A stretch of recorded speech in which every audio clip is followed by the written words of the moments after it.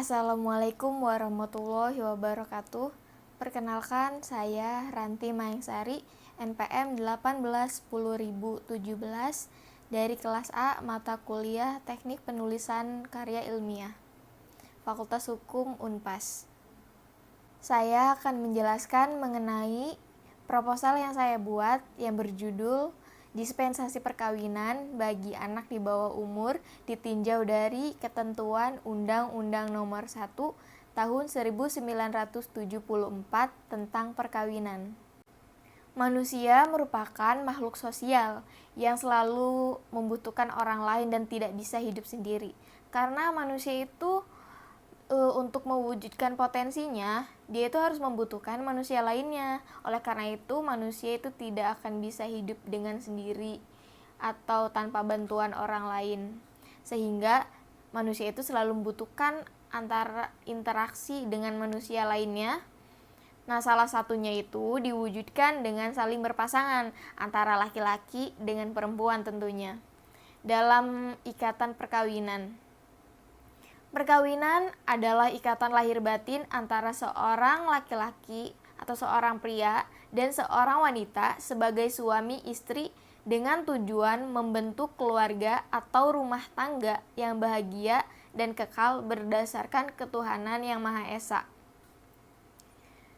Dalam ketentuan pasal 7 ayat 1 Undang-Undang Nomor 1 Tahun 1974 tentang perkawinan itu menyatakan bahwa perkawinan hanya diizinkan jika pihak pria sudah mencapai usia 19 tahun dan pihak wanita sudah mencapai umur 16 tahun.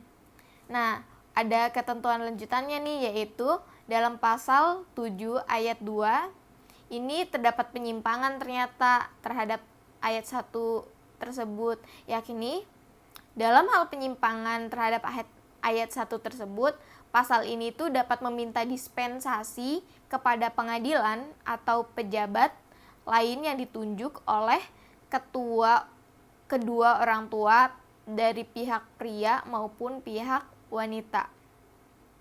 Nah, di Indonesia ini masih banyak nih perkawinan di bawah umur. Itu mungkin disebabkan oleh bisa saja faktor ekonomi, faktor pendidikan, ataupun dengan alasan yang sangat mendesak.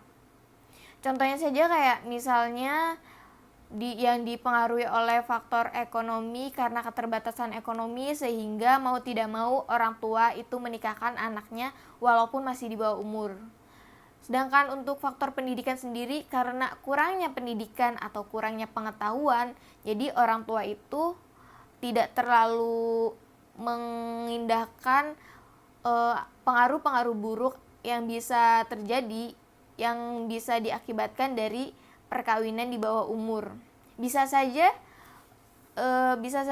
perkawinan di bawah umur ini mengakibatkan dampak fisik untuk anaknya atau psikis, dan juga bisa saja disebabkan oleh alasan-alasan mendesak. Misalkan hamil di luar nikah untuk menghindari hal-hal yang lebih buruk lagi. Jadi walaupun si pria ataupun si wanita ini masih di bawah umur, jadi terpaksa dinikahkan. Itu bisa dengan dispensasi perkawinan. Jadi di Indonesia ini memiliki konflik ketentuan hukum nih ternyata dalam menyelesaikan masalah pernikahan di bawah umur ini. Di mana di Undang-Undang Nomor 1 Tahun 1974 tentang perkawinan ini tidak secara tegas mengatur usia minimum untuk menikah karena dalam undang-undang tersebut itu memberikan pilihan untuk mengajukan permohonan dispensasi perkawinan seperti yang tadi sudah dijelaskan. Jadi dengan adanya dispensasi perkawinan tersebut menyebabkan perkawinan pada anak di bawah umur ini semakin berjalan lancar. Jadi pihak yang berhak untuk meminta dispensasi perkawinan itu adalah orang tua kandung maupun orang tua angkat dari anak yang bersangkutan maupun dari anak pihak pria ataupun pihak wanita. Untuk identifikasi masalahnya di sini ada 3, yaitu yang pertama, Apakah yang menjadi alasan diberikannya dispensasi perkawinan bagi anak di bawah umur? Yang kedua, bagaimanakah akibat hukum dari pemberian dispensasi perkawinan bagi anak di bawah umur menurut Undang-Undang Nomor 1 Tahun 1974 tentang perkawinan? Yang ketiga, yaitu bagaimanakah perlindungan hukum terhadap hak-hak anak dari pemberian dispensasi perkawinan menurut Undang-Undang Nomor 1 Tahun 1974 tentang perkawinan. Untuk tujuan dari penelitian ini yaitu yang pertama, mengetahui dan memahami mengenai alasan yang diberikan dispensasi perkawinan bagi anak di bawah umur ditinjau dari ketentuan Undang-Undang Nomor 1 Tahun 1974 tentang perkawinan. Yang kedua, yaitu memahami dan menentukan mengenai akibat hukum dari pemberian dispensasi perkawinan bagi anak di bawah umur ditinjau dari ketentuan Undang-Undang Nomor 1 Tahun 1974 tentang perkawinan. Yang ketiga, mengkaji dan merumuskan mengenai perlindungan hukum terhadap hak-hak anak dari pemberian dispensasi perkawinan ditinjau dari ketentuan Undang-Undang Nomor 1 Tahun 1974 tentang perkawinan. Untuk kegunaan dari penelitian ini sendiri yaitu terdapat dua kegunaan, yaitu yang pertama kegunaan teoritis, yang kedua kegunaan praktis. Untuk kegunaan teoritis yaitu penelitian ini dilakukan dalam rangka pengembangan ilmu hukum khususnya dalam bidang perkawinan. Yang kedua, dalam penelitian ini diharapkan dapat memberikan wawasan lebih dalam bidang hukum perdata mengenai perkawinan itu sendiri. Untuk kegunaan praktisnya, yaitu penelitian ini diharapkan dapat menambah pengetahuan bagi kalangan akademisi dan praktisi hukum, maupun ilmu lainnya yang bekerja dalam bidang hukum keluarga khususnya itu hukum perkawinan itu sendiri, serta untuk keluarga dan masyarakat. Untuk kerangka pemikirannya yaitu menurut Aristoteles, manusia itu diberi julukan zoon politikon, yang dimana artinya bahwa makhluk yang pada dasarnya itu selalu mempunyai keinginan untuk berkumpul dengan manusia-manusia lainnya, yaitu bisa dikatakan dengan makhluk bermasyarakat. Dan perkawinan ini merupakan salah satu perbuatan hukum yang menunjukkan bahwa manusia adalah makhluk sosial. Perkawinan dalam hukum positif Indonesia itu dapat ditinjau melalui beberapa bidang, yaitu menurut hukum perdata, hukum adat, dan hukum Islam. Dalam pasal 28B Undang-Undang Dasar Negara Republik Indonesia tahun 1945 ini menyatakan bahwa setiap orang itu berhak membentuk keluarga dan melanjutkan keturunan melalui perkawinan yang sah.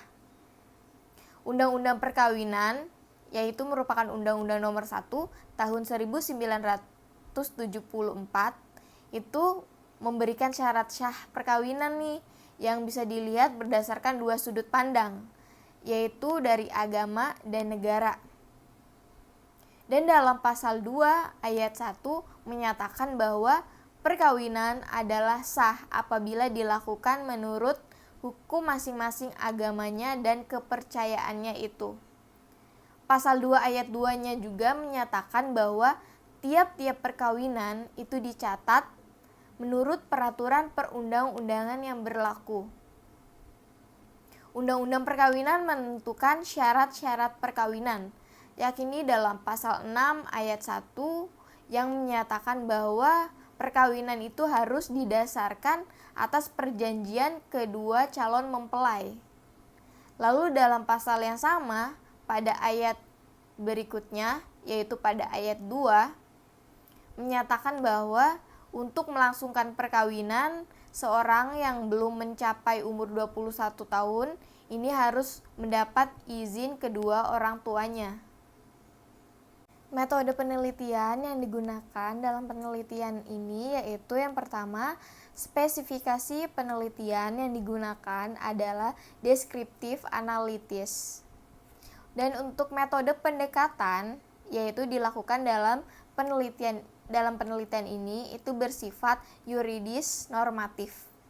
Nah, untuk yang ketiga yaitu tahap penelitiannya yaitu yang pertama itu penelitian kepustakaan, yaitu dengan cara mengumpulkan data sekunder yang terdiri dari bahan hukum primer. Bahan hukum primer dalam penelitian ini terdiri dari perundang-undangan antara lain Undang-Undang Dasar Negara Republik Indonesia tahun 1945 dan yang kedua itu Undang-Undang Nomor 1 tahun 1974 tentang perkawinan dan yang ketiga Instruksi Presiden Nomor 1 Tahun 1991 tentang kompilasi hukum Islam. Untuk bahan sekundernya yaitu dalam penelitian ini menggunakan buku dan jurnal. Yang ketiga yaitu bahan tersier, itu dalam penelitiannya mengambil dari situs internet. Untuk tahap yang keempat yaitu teknik pengumpulan data yang digunakan dalam penelitian ini yaitu studi kepustakaan.